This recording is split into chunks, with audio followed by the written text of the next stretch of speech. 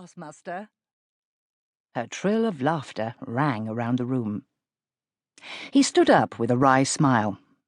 Maggie always maintained such good spirits. She never indulged in tantrums or fits of jealousy about his other women. She'd been the perfect liaison. Until now. He'd send a token tomorrow, a discreet little diamond pin with a carefully worded message. No fool, Maggie. She'd understand. She reached up and cupped his cheek with her palm. "One of these days, some beautiful young thing is going to capture that wicked heart of yours, and you'll be lost to me and all the other naughty ladies of the town. Mark my words." Too bad she couldn't leave well enough alone. He caught her fingers and pressed them to his lips. What? Be tied to just one woman when there are so many to enjoy? "You are a bad man," she said, "and I adore you."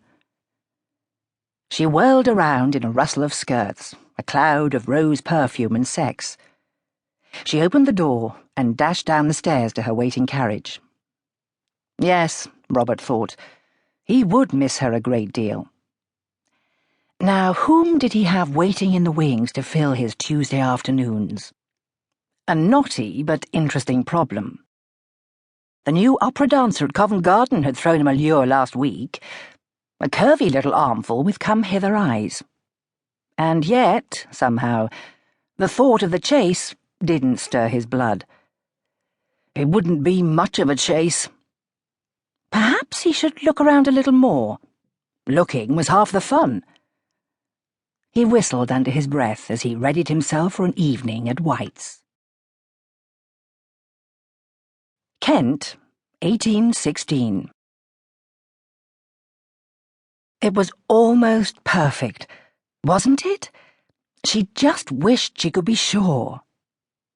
In the library's rapidly fading daylight, Frederica Bracewell narrowed her eyes and compared her second drawing of a sparrow to the one in the book. The first one she'd attempted was awful. A 5-year-old would have done better. Drawn with her right hand. She sighed. It didn't matter how hard she tried. Right-handed, she was hopeless. Devil's spawn. An echo of Cook's harsh voice hissed in her ear. Good-for-naught bastard. She rubbed her chilled hands together and held the second drawing up to the light. It was the best thing she'd done. But was it good enough? The door opened behind her. She jumped to her feet. Heat rushed to her hairline.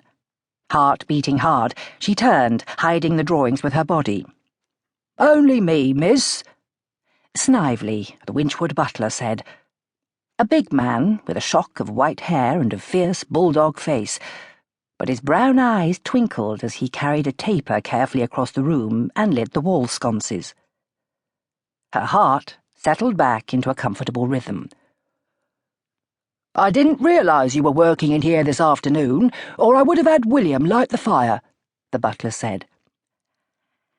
"I'm not cold," she said, smiling at one of her few allies at Winchwood. She didn't want him losing his position by lighting unnecessary fires. She picked up her rag with a wince. She'd completed very little of her assigned task, dusting the books. Uncle Mortimer would not be pleased. In passing, Snively glanced at the pictures on the table. "This one is good," he said, pointing at the second one.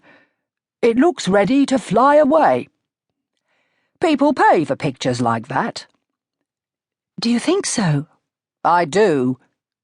Snively's face hardened. "You ought to have proper lessons instead of copying from books. You've a talent." Always so supportive. Sometimes she imagined the starchy butler was her father. It might have been better if he was. Who knew what kind of low man the Winchwood whore had bedded? "It is not seemly for a woman to draw for money," she said quietly. "But I would love to go to Italy and see the great art of Europe. Perhaps even study with a drawing teacher." His mouth became a thin, straight line. "So you should."